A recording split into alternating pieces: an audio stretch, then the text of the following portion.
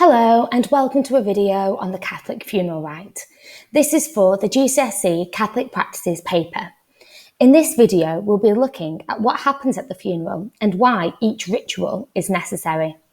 Firstly, the word rite comes from the word ritual. So what we'll be looking at is what happens in the ritual of the Catholic funeral.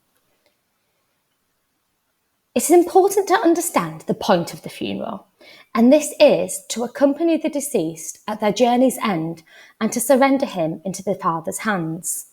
This means that the funeral is a journey which allows the deceased to make their journey to eternal life. The Church supports the deceased at the vigil in the home, then at the Mass in the church, and then at the final commendation, which is by the grave. This allows them to be passed from the hands of the Church to the hands of God and to have eternal life in heaven. So, let's have a look at what happens in the funeral rite in more detail. Firstly, we have the vigil. The deceased is laid out in the coffin. This is usually at home or in the church the night before the funeral. Family and friends visit their loved one, and prayer and Bible readings are read. Next, we've got the funeral liturgy, which is at the church. This is usually a Mass which includes both the Word and the Eucharist, but sometimes only the liturgy of the Word is said. Bible readings will focus on the mystery of death. It remembers the deceased and expresses grief, and it is an act of hope in God and the resurrection. Finally, the commendation or committal. This is the final act of the community caring for the deceased. It takes place next to the grave, and the grave is blessed and a Bible reading is said.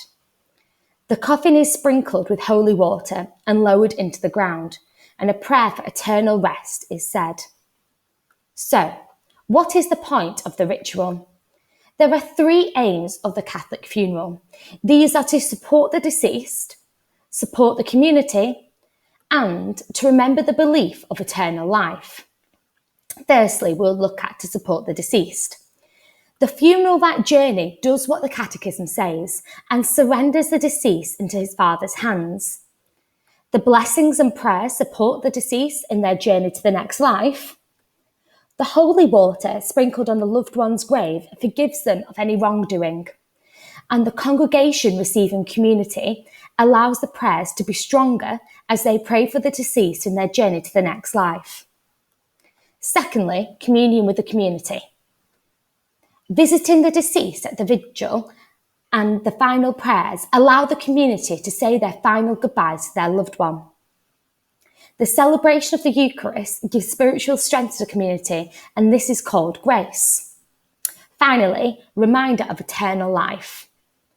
The readings and prayers of eternal life remind people of Jesus' sacrifice and the Paschal mystery, that death is not the end.